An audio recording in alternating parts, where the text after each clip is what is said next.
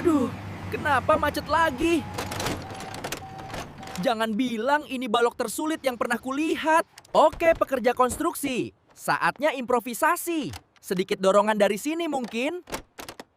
Akhirnya, ini baru namanya konstruksi. Sekarang, mari kita taruh di tempat yang seharusnya.